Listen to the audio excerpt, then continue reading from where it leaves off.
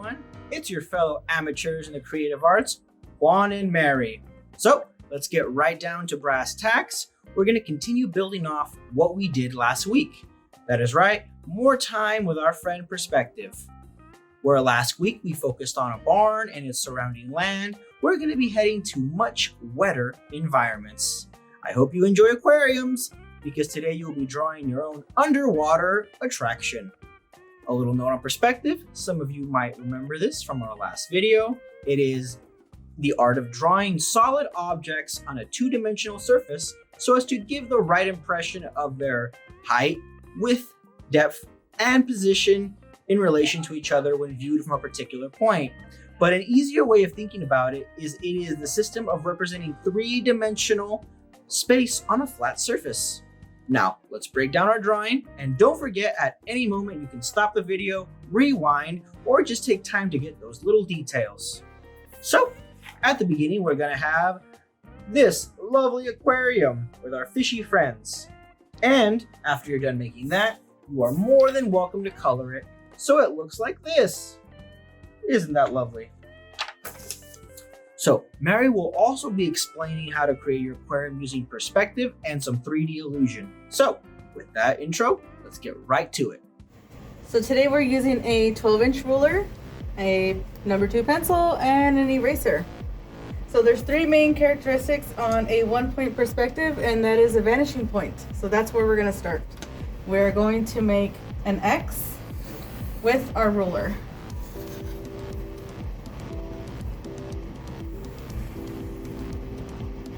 Now the second main characteristic is usually a horizontal line, but because we don't have one, we are making our vanishing point there right in the middle, and what we're going to make are frontal planes. So what all that is just we're going to be drawing lines from the inner corner of this triangle, and that'll create the floor of our aquarium. Next, we're going to want to draw lines across the triangle, and you can put as many as you'd like depending on how far apart you want the squares to be, or rectangles, not exactly squares. From here, you're going to want to start with your ovals, and you're going to want to go from each of the lines on the floor and go around.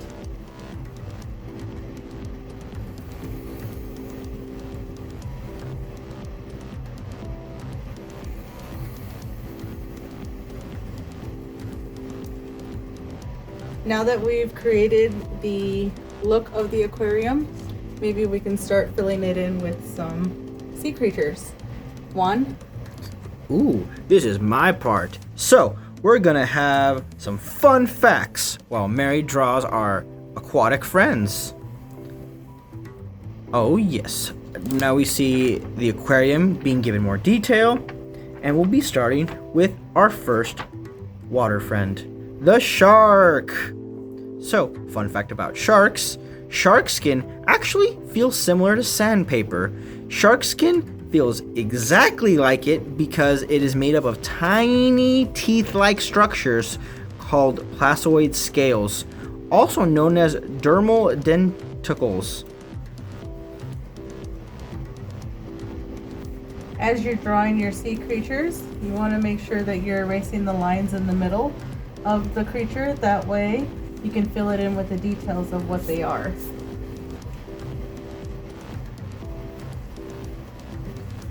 You're not going to get this right all in the beginning, but this is why we're amateurs. It's all about trying. It's all about getting out there.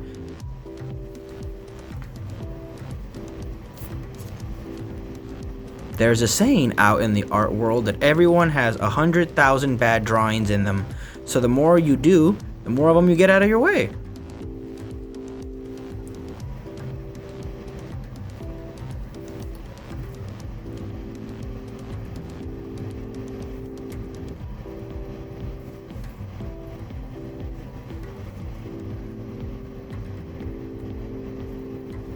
Oh boy, does that shark not look amazing.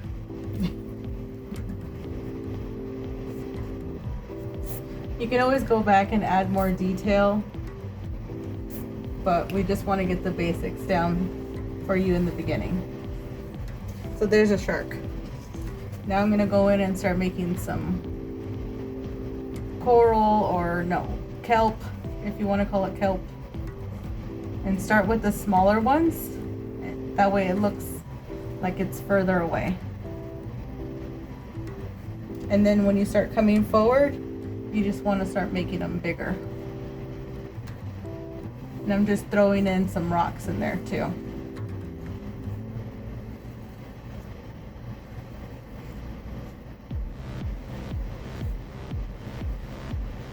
No need to rush this. You can go as slow as you'd like.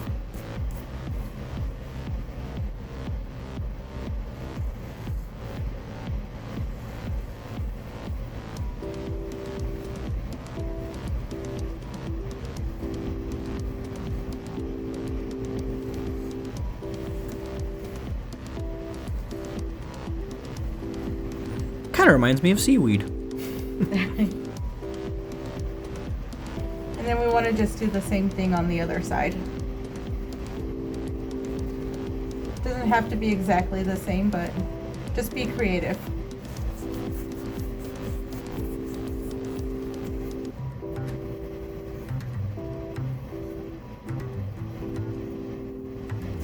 Okay, maybe a starfish right here in the corner, hanging out. You know, starfishes are some funny fellows. They actually eat inside out. So when they capture their prey, they have these tiny suction cups to grab a hold of their food. Then their stomach exits their mouths to digest the food and re-enters the body when they're done eating. Kind of like aliens. Speaking of aliens, we're gonna start drawing our jellyfish, and those are very interesting creatures, aren't they, Juan? Oh yes, they actually have no brains. Huh. Who can relate? Right? Oh no.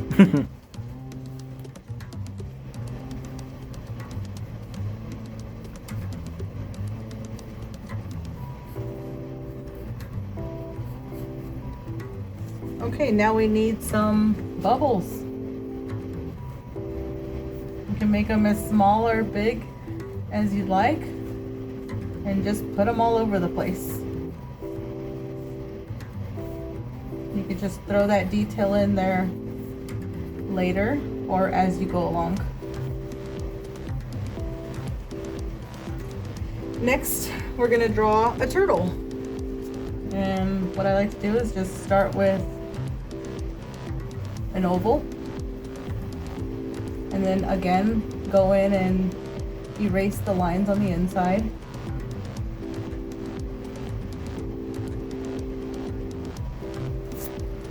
What do we know about turtles? They actually spend most of their lives in water. They are adapted for aquatic life with webbed feet or flippers and a streamlined body. Sea turtles rarely leave the ocean, except to lay eggs in the sand. Freshwater turtles live in ponds and lakes, and they climb out of the water onto logs or rocks to bask in the warm sun. Isn't that nice? And there's actually a couple different ones, like tortoises are land animals. Their feet are round and stumpy. They're adapted for walking on land. They also dig burrows with their strong forelimbs and slip underground when the sun gets too hot. Sounds like humans when we go to the beach. And terrapins live on land and in water, usually in swamps, ponds, lakes, and rivers. Who knew that so many different kinds of tortoises had different names?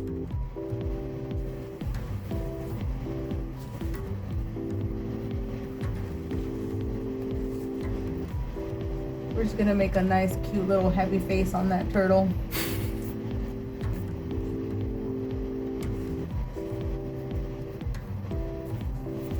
There's your turtle.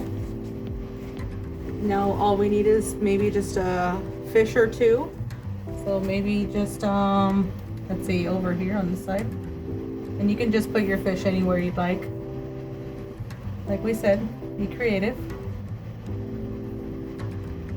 Doesn't have to be perfect. Speaking of being creative, nature was pretty creative with fish because there's over 30,000 different types of known species of fish. We're just gonna call this one a rock and roll fish. It has mohawk right in the middle.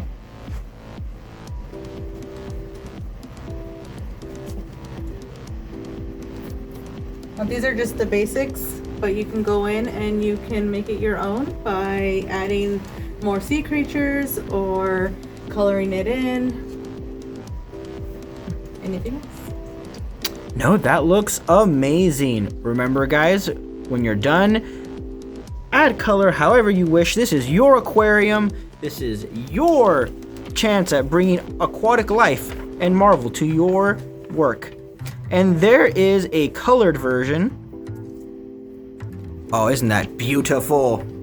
And with this, guys, I think this is going to bring our second lesson to a close. Please remember, be creative, and we'll see everyone next Saturday. Have a great day. Bye.